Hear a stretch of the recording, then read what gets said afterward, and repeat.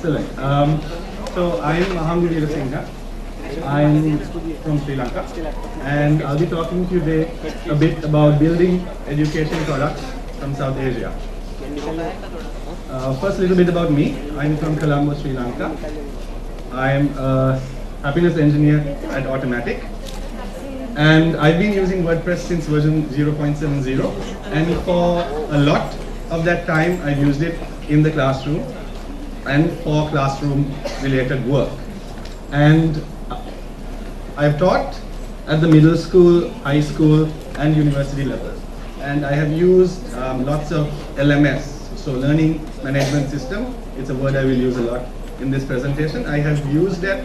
I have used LMSs at all these levels, in all of them as a teacher, and in some of them even as a student.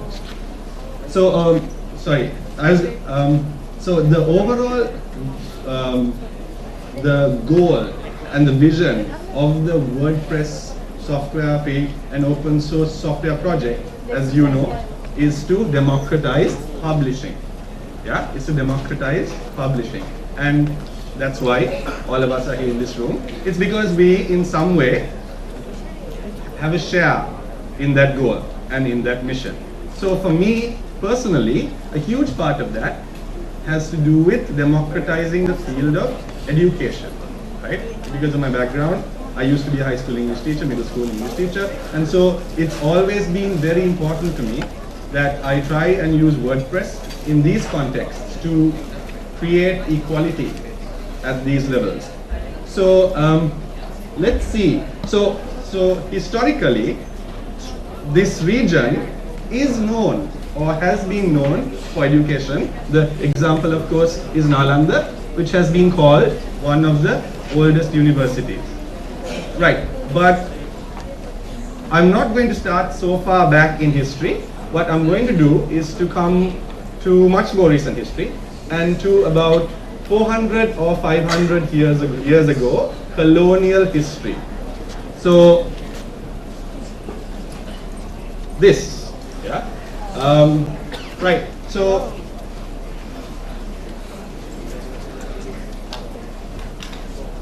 how many of you went to school in a classroom like this? Okay, so a lot of you, right? And so I love this picture because it's basically the colonial, British, Portuguese, whatever classroom. This is how a huge part of this audience went to school, and it's how I went to school, right? And like, I'm not talking about the condition of the desks or the chairs or the classrooms. Our classrooms were always this bad, but about the setup. I love this picture because it's symbolic. All the desks and chairs of the students are facing the teacher's desk and chair and the blackboard, and it's a top-down education system in which information comes from, knowledge comes from a single source. And it worked for about 400 or 500 years. That's how education worked. But that was an age in which information was scarce. And of course, as you know, because you're sitting in this room, we live in an age in which information is abundant.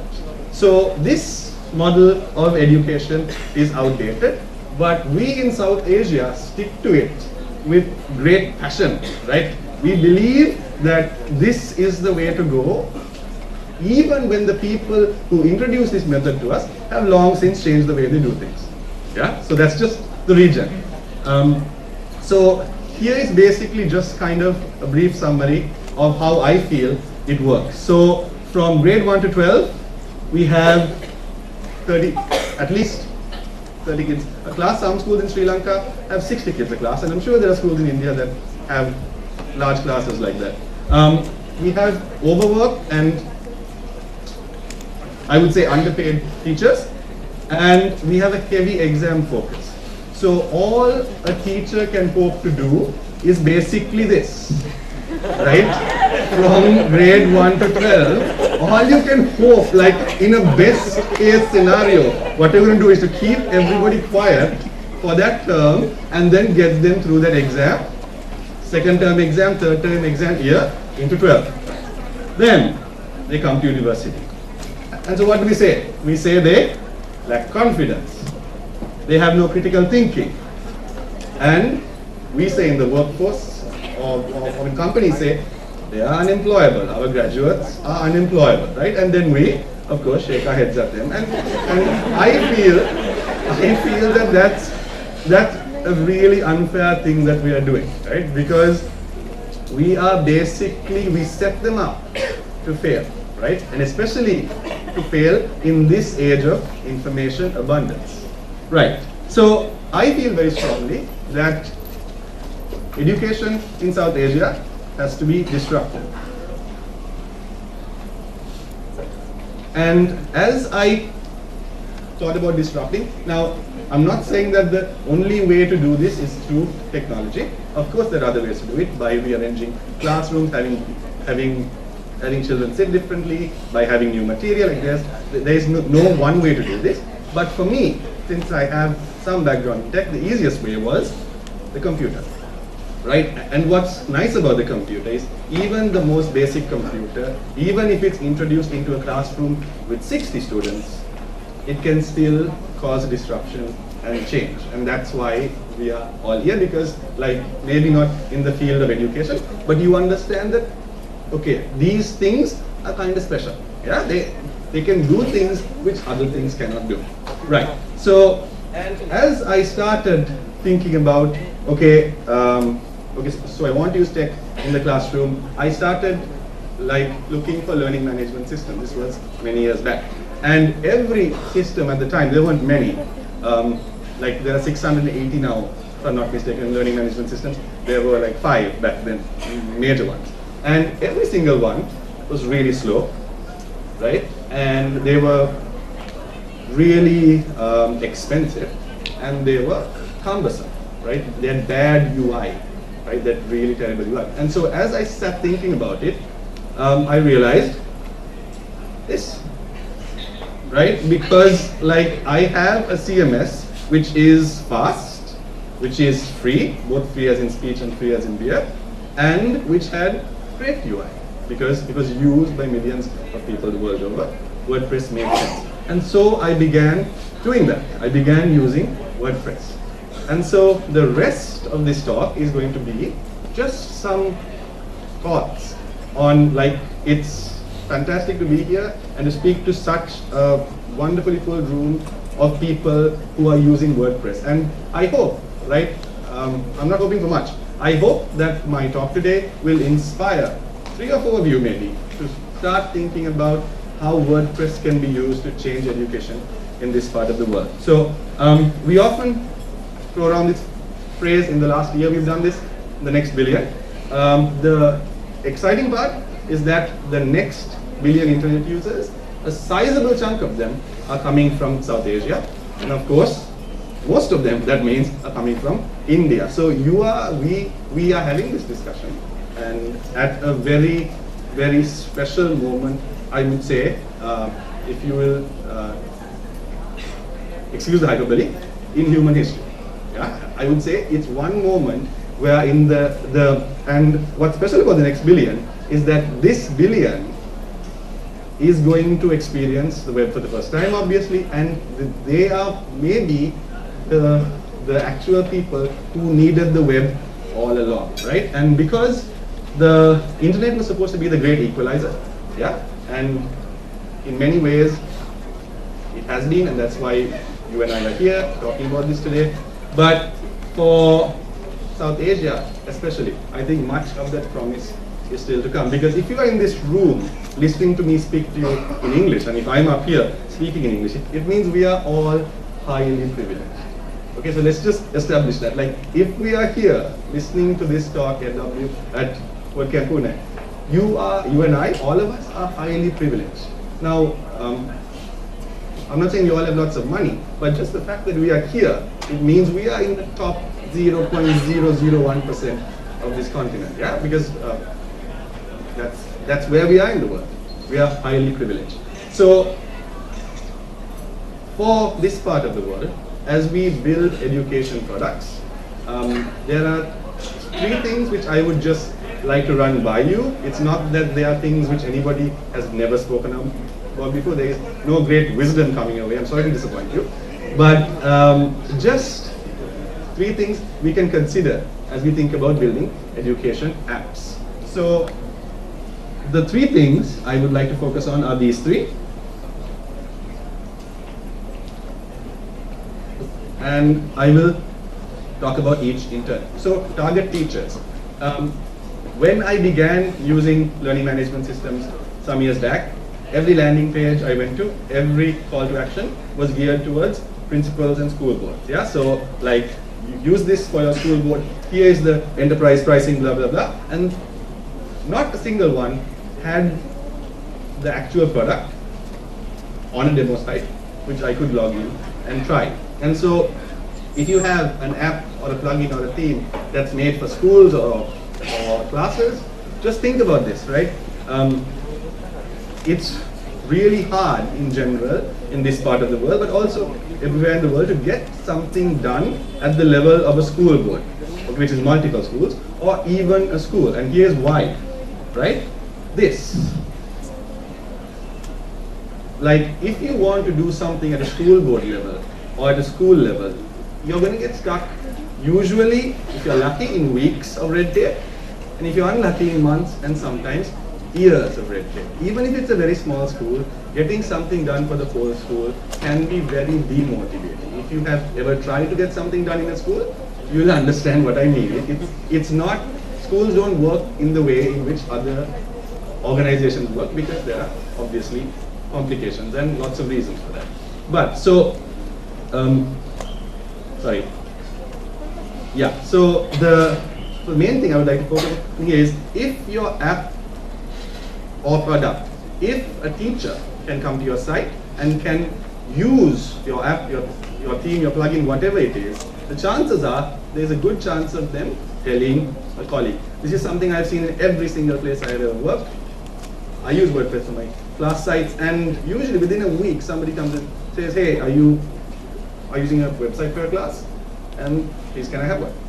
Yeah. So, like, rather than only focus on top down, you can also think about focusing the other way. And if one or two teachers at a school start using your product well, there is a good chance that it will spread further. Okay, so my first point is to target teachers. And my second point, as you saw, is to scale both ways. So if we talk about scaling, we often talk about, okay, like caching, and like it can handle 100,000 users, 1 million users, it can, and about scaling up, but also about scaling down. I think that's something which we ignore these days, because the web comes easy to all of us. All of us here access the web, right? Obviously. But I've been working for the past few months with a friend of mine who teaches English at a very remote school in northern India. And the school has about 6 computers, right? And so it's not that they don't have anything, but the internet is really spotty. Yeah? So there is no way he can even load one WP admin page, let alone 6 of them, right? There is no way he can do that. The internet just won't support it. So we had to kind of find a way for him to use WordPress offline. And so at the moment, what we are planning on doing is to install WordPress on a Raspberry Pi, and so he takes it to the school LAN, he plugs it in, and he has a LAN server which runs WordPress, which he can install whatever plugins and themes or whatever he wants on. The problem is, many plugins which he likes, which he would like to use, fetch their CSS and their JS from the web. And he is using WordPress in a webless offline environment. Okay, so this is just one example. If we think about education products of South Asia, especially here in the WordPress community, we can't just think of the way we use WordPress. Yeah, there are people all over the subcontinent who don't have the resources we have. As I said, we are very lucky to be even here, right? And so that's something which we should consider as you think about your plugins and apps, because like it's the problem I mentioned about fetching JS, it would be easy to fix. It's not something that you can't fix, right? But it's just the way we do things. But if we are writing apps for this region, we have to think about changing that. So I come now to my last point and most and I would say perhaps my most controversial point, is localization. And this is something I feel very strongly about. I have very strong views, and if you have any questions after I finish my talk, I'd be happy to answer them. But when we think about localization in the context of South Asia, we always use the English excuse, yeah? And the English excuse is what you will find on every travel website, in every travel guide. South Asians speak what? Speak bad English? Most will say South Asians speak excellent English, right? Which is what we like to believe, yeah? And so everyone in this room would like to believe that our region speaks excellent English, but just in a moment I will show you that is not really true. So, okay, let's look at some stats very quickly. I'm just going to walk through these stats. I don't want to spend too much time on numbers, but just so you have an idea. So, between 2014 and 2019, the internet users in India will grow from 275 to 545 million. We'll put that in context. Between 2014 and 2019 in India, your internet user base will grow by the size of the current US internet user base. Okay? So that's a giant new emerging market, right? So it will go from 22% of the population to 41% of the population. So again, almost double. Now, extremely quickly, let's look at some language stats, just so we're on the same page. So the baseline fact is that not more than 12% of India speaks English as a first or second language. And that sounds pretty low, right? And let's see about that. Even if you include people who can read English words and not necessarily form a sentence or have a discussion, it's still 30%. But more than 40% of India speaks Hindi, and more than 50% speak another language with over 25 million users. So I understand, I just want to say that very clearly, I understand that it's complicated. Okay, localization in India is never going to be easy. But in the next few slides, I will show you why I feel it's worthwhile. So as we flip through to this, so just remember, one of these things is not like the other. Okay, let's look at Germany. Germany has 80 million speakers of German, and 62.5% of the population speaks English as a first or second language. And so this is the Amazon.de homepage. As you can see, it's completely localized. Everything is in German. That makes sense. It's Germany. Next one, France. France has 40% speakers. 40% of France speaks English as first or second language. This is the Amazon homepage. As you can see, completely localized in French. It makes sense. It's France. Right. And now I think you know what's coming. Yeah, you know what's coming. Okay. Next. India has 222 million speakers of Hindi. That's more than France and Germany combined plus room for extra, right? And your Amazon.in and Flipkart and Snapdeal and every Indian website, large Indian website I have gone to, right? I may have missed one or two, I'm sorry, but the main ones are all in English. And this is the English excuse at work. Yeah? This is how we trick ourselves into thinking that, see, for 60 years in this region, English has been called by various countries a link language, it's a national language, but the bottom line remains that English was used by the colonizer to divide, right, and create social class and maintain a status quo. And for 60 years, we have just taken over from the colonizer and we have kept doing that.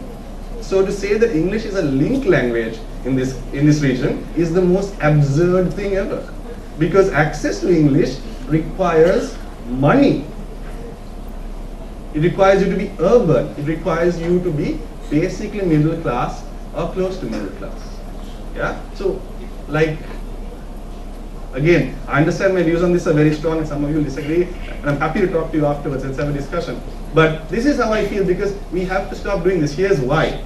If you look, okay, this is from a UNDP report from 2005, and this chart, it shows the, for these states in India, what percentage of children are enrolled in English medium schools. In some states it's high, but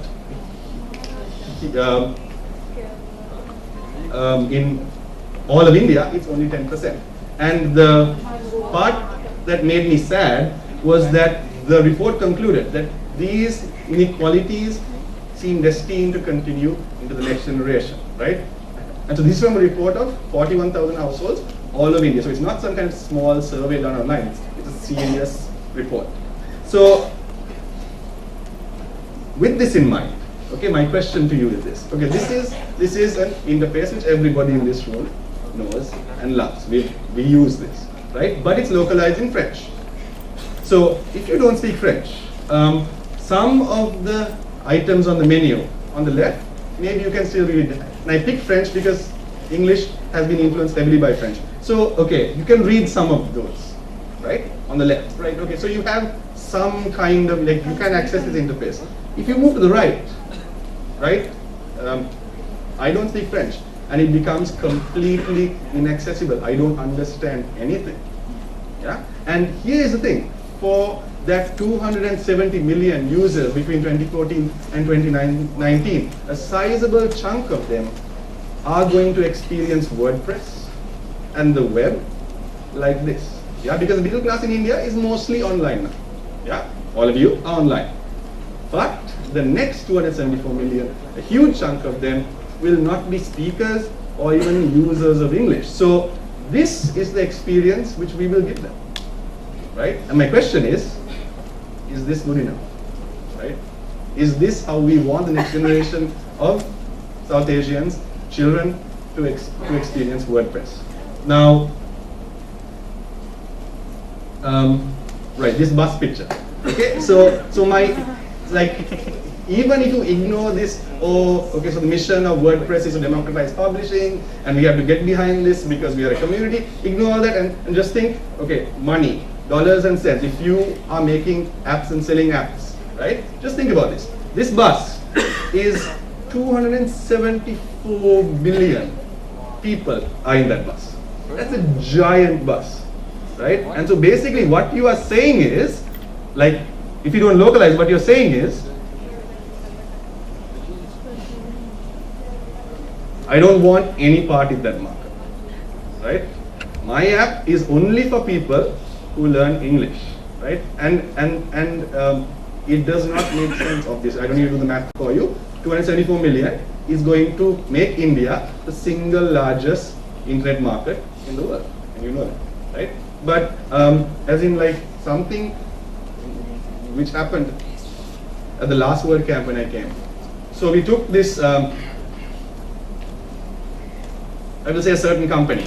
I think so we use them for travel, okay?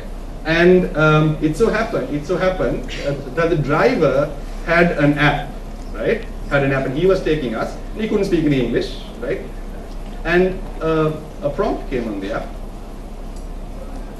and it was a yes or no, so he couldn't clear it away. He had to answer the question, and he couldn't read the question, and so someone in front, who was sitting in front, had to click something for him. And for me, I was just thinking, how sad. Like, this company is making money off this driver. This driver is their employee, contractor, whatever you want to call that, I don't know. But, and so they're making money off him, but they don't, like, it's really sad because he is not able to read what he needs to do his job. And that's the English excuse at work, because the people who are in charge at that company and all companies and tech in this region are from English-speaking classes of society. So for them it's like, oh, we speak excellent English. It's not. As you can see, the stats completely blow that whole notion away. We don't speak excellent English, and as an English teacher, I'm telling you, that's fine. We can speak whatever languages we want to speak.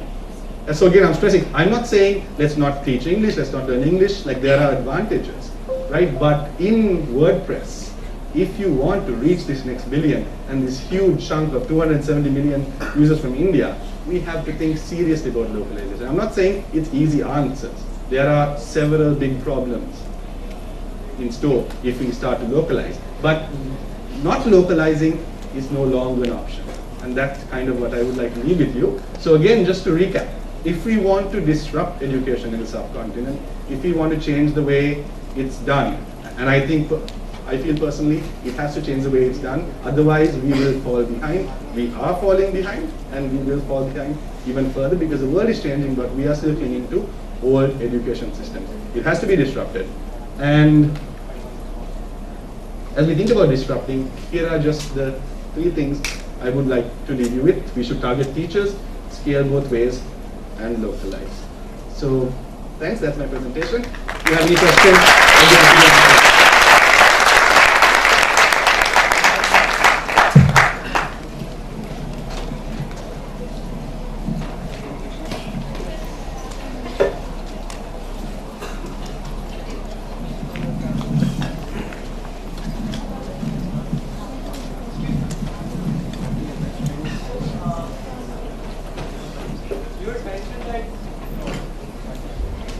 Shouting feature C.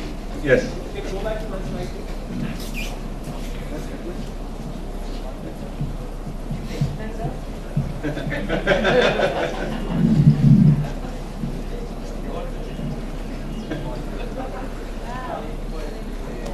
Anyway.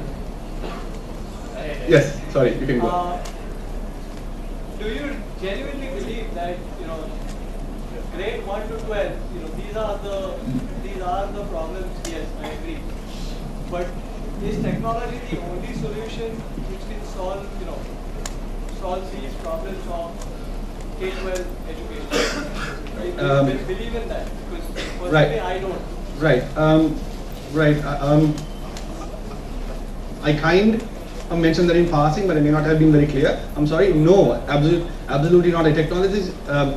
Technology or WordPress or the web is not some kind of magic bullet here, right? There are lots of things you can do offline. It's just that for me, since I have a background in tech, I use tech. But of course, there are many other methods, and it's not just you don't to change the way we do education. You absolutely do not have to use technology.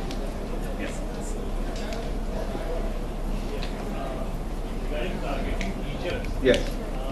you don't think if we can target parents and we can convince them their children can get good amounts of information in these technologies, so the parents will also get money. Right. Okay, so the question was, okay, so you mentioned to target teachers. How about parents? And yes, I mean, there are lots of groups you should target.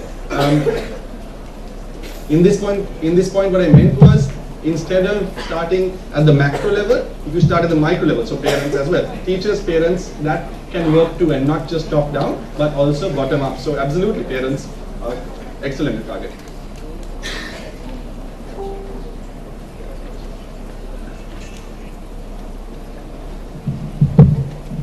Hello.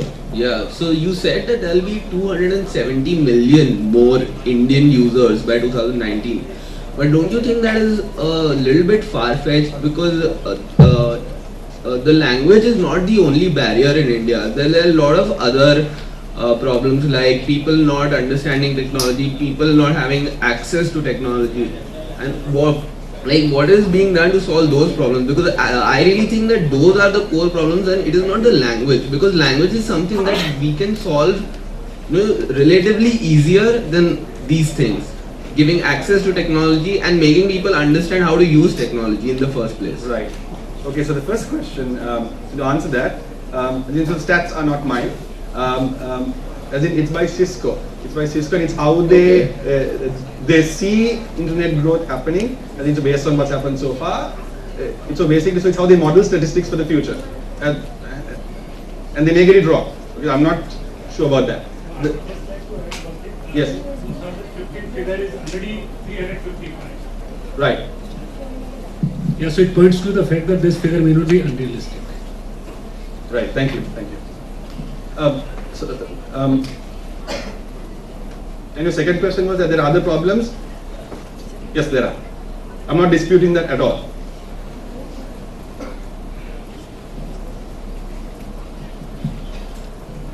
So when the previous talk was of Topher, so when Topher started this whole discussion of HeroPress and the videos, I was one of the few people who he had contacted and he was like constantly talking to. At that point of time, he was talking about translation of these videos into Indian languages and how much a translation could cost. Do we know translators? Could we translate? All those kind of things. And what you were saying, the English SQs, we went back and said, no, actually, if you see, everyone who's using WordPress, everyone who's developing in WordPress is using the English version. So they have some kind of knowledge. And we ourselves, though we speak Hindi or speak Marathi, if you tell me to read the interface in Hindi or Marathi, I'll be lost. Alright. The same would be true for at least 20 to 30% of this crowd, if not more. But somewhere I get where you're coming from, because there are people who would be more comfortable if there was a Marathi UI. So somewhere, is it people like us who are like blocking that thought, or Right. The short answer is yes. Right? And it's not just something which like you do and which like it's a good realization also. no, like the thing is, it's something which we do every, like, actually think about it. Every time we open our mouths and speak English, right? And it's our language, we speak it. But in this part of the world, right, it's not just a language, right? I would say it's almost a weapon, because every time we speak in English, like we, in some audience, even now, I am excluding people in this audience by speaking English, and I can't speak your language, so I'm sorry about that. But so the thing is, like sometimes English we have to speak in English, right? In sometimes some instances translation is not possible, and it makes sense then to at least have it in English. But it should be like something which we aspire to, and not feel bad and beat ourselves up for it, but just think, okay, so like, how can we have this in local languages? You also spoke about interfaces, right? In old languages like we have in this part of the world, okay, one of the biggest problems is that the spoken variety and the written variety there's a huge divergence in them. Yeah? Yeah. So the problem with interfaces is, right, we have to find a way in which to have web interfaces in local languages that people will actually feel comfortable using. So I'm not sure about the answer. Maybe it's English. I don't know. Right? But there has to be like somewhere in the middle where we have it written on the interface, but it's something which people feel accessible. Yeah, so that's, I hope I answered your question, Alex. Yeah. I'd just like to comment on that. I absolutely agree with what you're saying, for the simple reason that while we are sitting over here in Pune, you said we are privileged, and I absolutely agree. Think about a village school which is, 100 odd kilometers out of Pune, and if you expect the teacher there to speak English, teach the students English, and then they come into the internet world, that's even more dangerous, because the kind of English that teacher is going to teach the students, I mean, it's better that the students have access to content in their local language and then learn from it on their own. I guess, so it's also the responsibility of the content producers to produce content in local languages.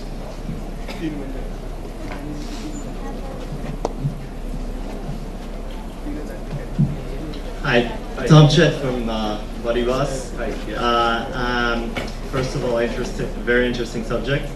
My question is, so you've talked about playing around with LMSs, from kind of getting away from localizing. Right. So you talked about playing around with LMSs and not being happy with what you had, Right. and then working with WordPress. Have you at some point, either yourself or worked with someone else, in building some LMS that would solve some of these problems, or thought about it? Right. So at Automatic at the moment, so I think so basically, so Automatic at the moment after we got Woo, yeah, so we're working on Sensei. Okay. And that's something which I think holds a lot of promise. Yeah. But I would say going into that maybe beyond the scope, but I'd be happy to chat with you afterwards. Yeah, okay, sounds good.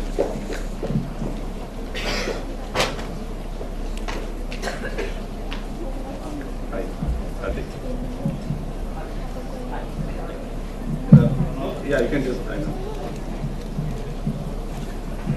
Hello, yeah, hi.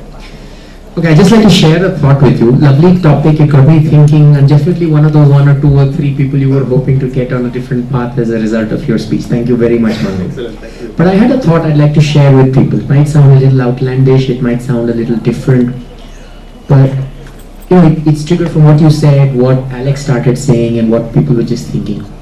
I think what you're saying is right. Yes, we're the privileged, the sub-decimal percentage can speak English, can understand, can speak the languages. There was another person who said, is the language the real problem? Isn't it so many other things? Right. Religion, access, so many other things, caste, so many things. Yeah. So I've realized that it's actually very pretentious and high elitist for us to even think we can solve the problem for this 272 million. I just realized we better be terrified what happens when the smart ones come up from those languages in the next few years. We better be the ones, we'll become the minority. Right. We'll be the ones who will be struggling to learn the dialect of deep interior Andhra or Punjab. Right. Because the next developers, the next innovators, once they have access, which is fast happening, every year you see access opening out to places where, you know, like for 5 generations they haven't seen anything, but in the last 6 months they've seen huge changes. Right. That's happening, and that's a terrifying pace. Right. When that happens over the next 1, 3, 5, 10 years, I think what we decide will be inconsequential. We'll be catching up. Right. We won't be doing things for this 272. Right. I think they will be doing things to us. Right. Okay. Because that's a huge number, and let's not underestimate that. Yes. Okay, so to answer that this way, like if they get access to if this new group of internet users has the same advantages we had, they will at some point do very, very well, as you said, really excel. But the problem is, right, as in English language is a gatekeeper, right? And so as long as tech companies, tech communities keep insisting that, hey, if you want to use Windows or whatever, Windows, WordPress, whatever it is, you have to learn English, then the chances of those people getting to a point where they can excel, it becomes extremely unlikely, I would say, that they will. Do you agree or not? Okay, I think you've got that topsy-turvy. Okay. It's not the access to Windows or Macintosh or Excel which makes us excel. Sorry for the pun. It's because we excel that we use those technologies because they're available. I'm saying when the economy, when things change, that they realize they don't have to be subservient to the English-speaking world. Okay.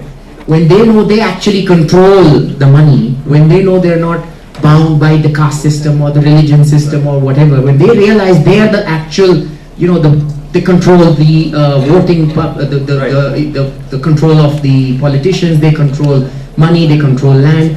That's when existence. Okay, let me get this straight. Big companies build stuff which gets used. It's not because it's used that they become big. Fair. So when these millions of people are ready to use, I mean, Microsoft will be the first one which builds Office in Hindi, if it's not already done it. It's not that because it's in English, people don't know how to use Office. When they're ready or when they have access to so many other things, like today, survival is important for so many millions. So they don't really mind, they're not too interested in a beautiful looking PowerPoint. Right. So when they move one step above, which is Right. happening very fast, that's Right. what I'm saying. Yeah. I'm saying it's pretentious to assume that giving people Hindi, my WordPress, will change their life. Right. When their life changes, you can't stop WordPress going to Hindi. Right.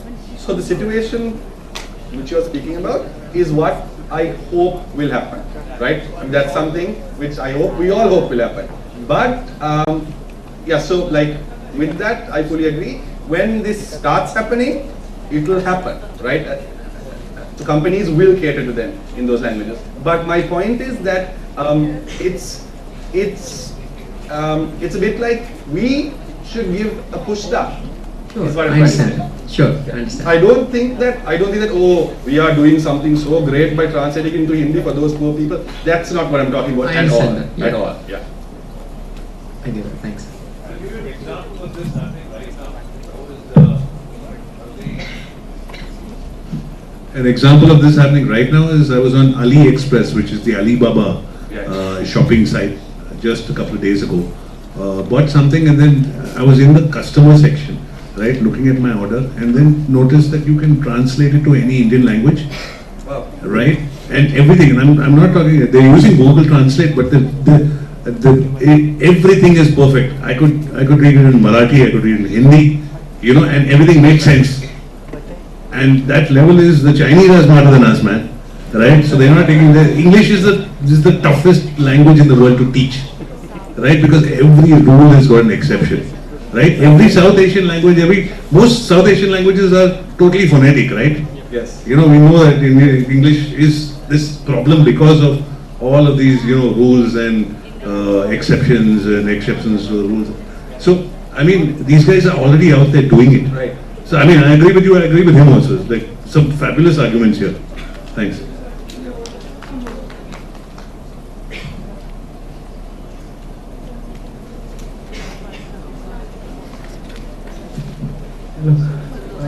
So, are there any LMS or community who is doing localization now in WordPress? I don't know. I'm sorry. As far as I can see, as in. There are no localizations happening, but sometime back, Samuel Sidler had messaged me if Hindi contributors or anyone would want to come and would want help. He's Sam on Slack. Right. So you can announce that also. Right.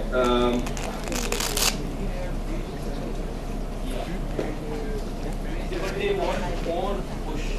Yeah. In general, localization is happening of Indian languages. I'm not really sure. If you are interested in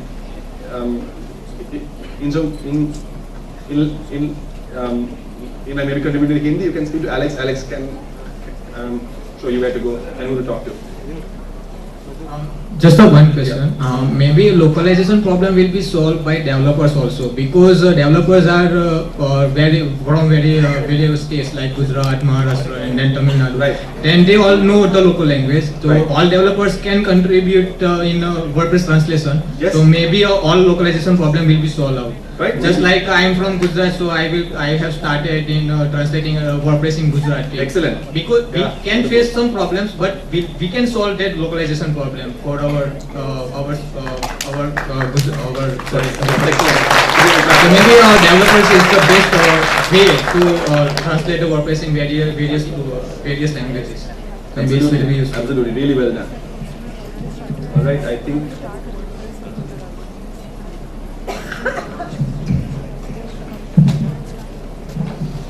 So my question is regarding the webless WordPress you talked about. You made a mention about a friend in North India who's Right. experienced this. Yeah. Do you have more examples of how a webless WordPress can actually function? What if some vulnerability is discovered some years later, and all of a sudden that webless WordPress goes online and it's exploited by someone? Yes, you can be, because it's a bit like I'm asking everyone to shut up. It's not nice. Okay, let's go back and keep it at that.